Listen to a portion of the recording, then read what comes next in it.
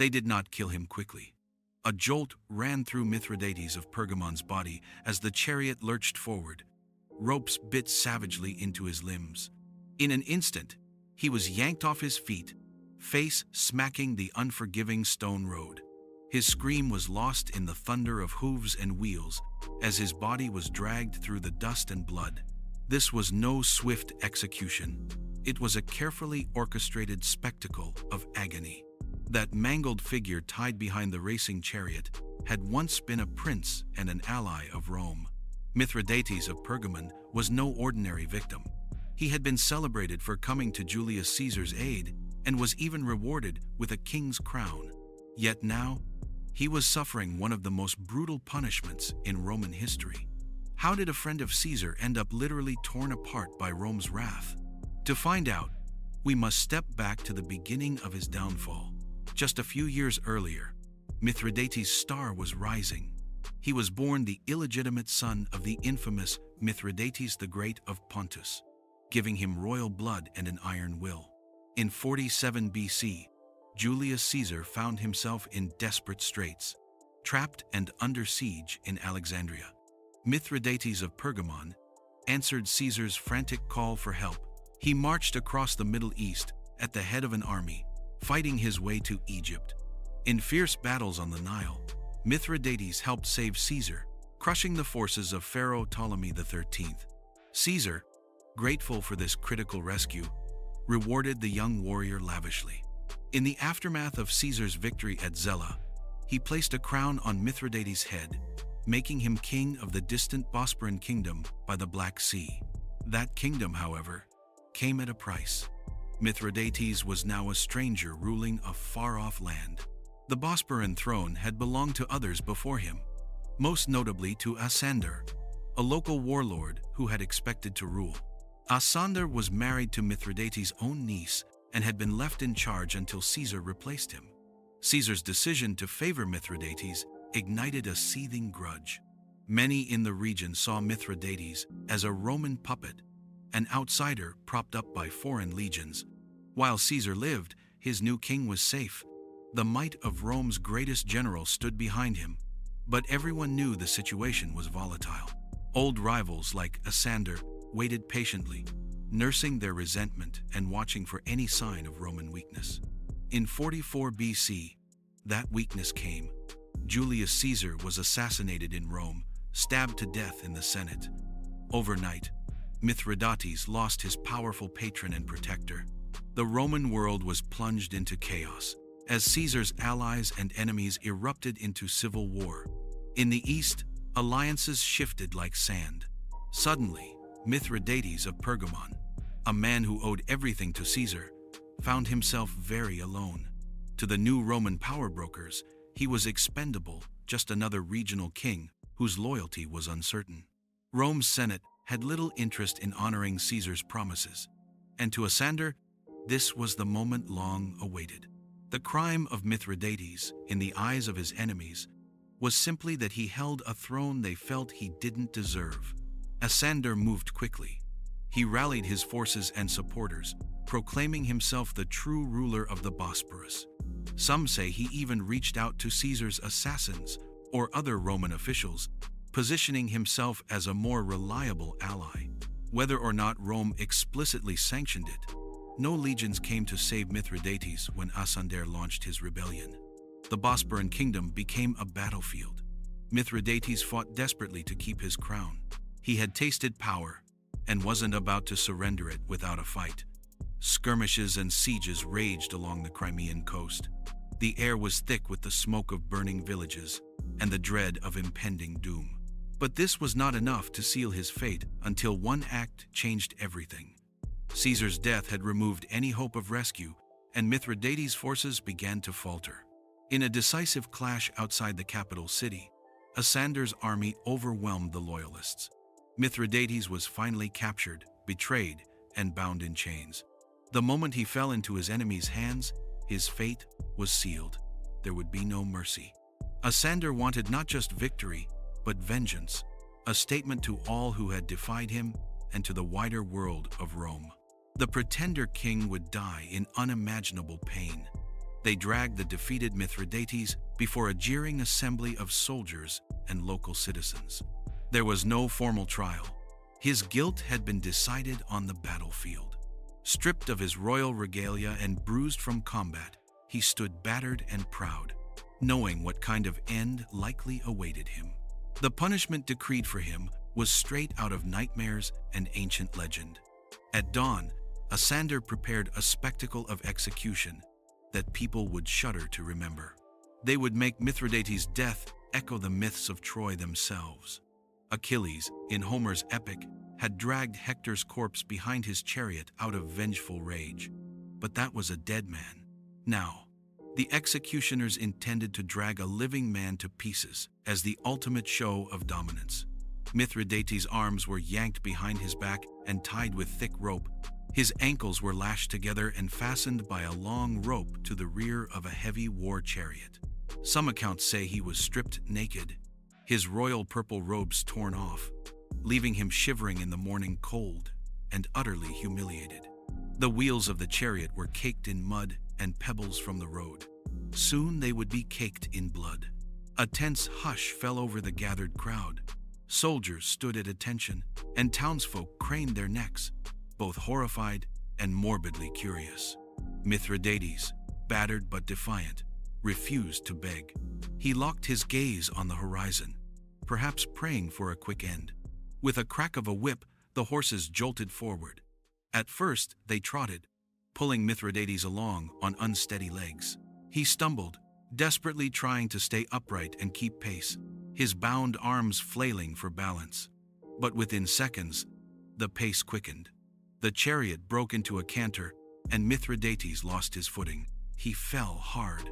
Face first, his body hit the stones with a sickening thud.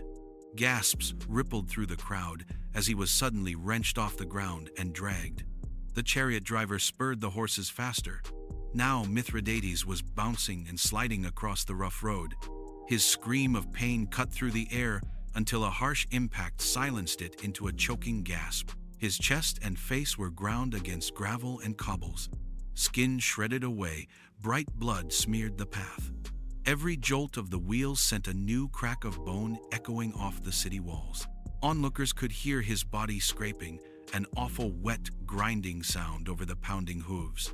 Mithridates' once handsome face was unrecognizable, scoured by stone and dirt, his mouth filling with dust and blood, so that even if he tried to scream again, he could only cough up gore. But that was just the beginning of his torment. Asander had ordered the chariot to circle the city walls, making sure as many people as possible witnessed the pretender's ghastly fate. The horses accelerated into a full gallop.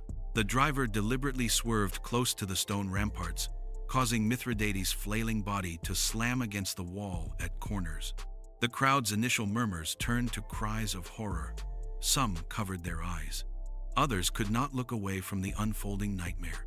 Dragged at breakneck speed, Mithridates' limp form left a trail of blood and tissue in its wake. Incredibly, he was still alive for a time, enduring agony beyond comprehension. When the chariot finally completed its first circuit and slowed, a few observers thought it was over. Mithridates' body was a bloody ruin, but in that mangled heap there was still movement, a feeble twitch of a limb, a gasp for air. The executioners did not stop. They only paused long enough to ensure every spectator saw the price of defying Rome's chosen king. Then came the final stretch. With a shouted command, the horses surged forward once more, this time urged to an even faster sprint. The chariot leapt ahead, yanking Mithridates' broken body like a rag doll behind it. In this last horrific dash, the limits of flesh and bone were reached. A grisly snap rang out as one of his arms was torn clean from its socket, unable to withstand the force. A splash of blood hit the side of a vendor's stall, prompting shrieks from those nearby. Piece by piece, the man who had been a king was coming apart. Finally, mercifully, what remained of Mithridates slammed into the ground and moved no more. He was dead, his lifeless carcass shredded and scattered along the road. When the chariot dragged the corpse back to the starting point and rolled to a halt, a stunned silence fell. What was left of Mithridates was scarcely human. Blood-soaked ropes now held only chunks of torn flesh and shattered bone. For a heartbeat, no one spoke or moved. Then, a section of the crowd erupted in cheers, a grotesque roar for the fall of a hated usurper and a show of loyalty to the victor. Others stood pale and trembling, unable to process the sheer cruelty they had just witnessed. Even some hardened soldiers averted their eyes, swallowing back nausea. Mithridates' remains were unceremoniously untied and dumped in the dirt. There would be no royal funeral, no rites of burial. His body, or what remained of it, was left exposed to be picked apart by stray dogs and carrion birds. It was a final insult, ensuring his soul would find no peace according to the beliefs of the time.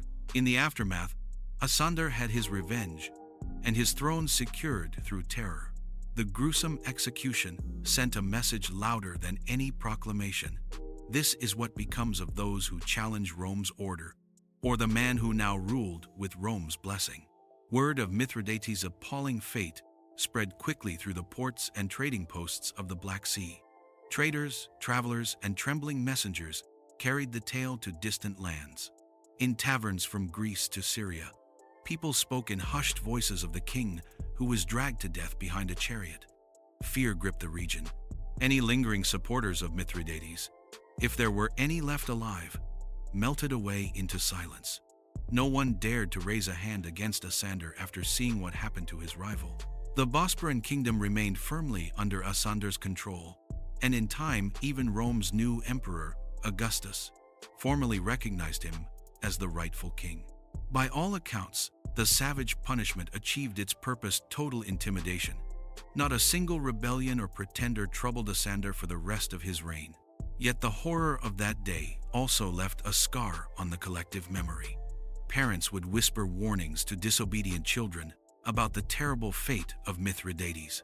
Future rebels, if any emerged, surely thought twice, picturing the awful image of a once proud man reduced to meat and dust under a chariot's wheels. Rome, for its part, demonstrated to all its client kingdoms that aiding her might win you a throne, but it could be snatched away in the bloodiest manner if fortunes turned. Mithridates' death became a cautionary tale of the fickleness of Roman favor and the extremes of Roman cruelty. His story forces us to confront the brutal reality of power in the ancient world. Mithridates of Pergamon lived by Rome's grace and died by Rome's cruelty. In a world ruled by fear and might, justice was often an afterthought. One day he was a hero who saved Caesar. The next he was labeled a criminal and given a death befitting the worst of traitors. Was this the price of ambition? The price of trusting in the goodwill of an ever-shifting empire? His fate invites a haunting question. If you lived under such perilous circumstances, would you have dared to seize power as he did, knowing that failure could mean being literally torn to pieces? Would you have had the courage to stand in his place? Or would the fear of Rome's wrath have kept you kneeling? Thank you for watching and immersing yourself in this dark chapter of history. How does this story make you feel? Do you think Mithridates deserved such a punishment? Or was it a senseless act of cruelty? Let me know your thoughts and reactions in the comments. I'd love to hear how you interpret this grim tale of power and retribution. And if you thought this was horrifying, just wait until you hear our next story.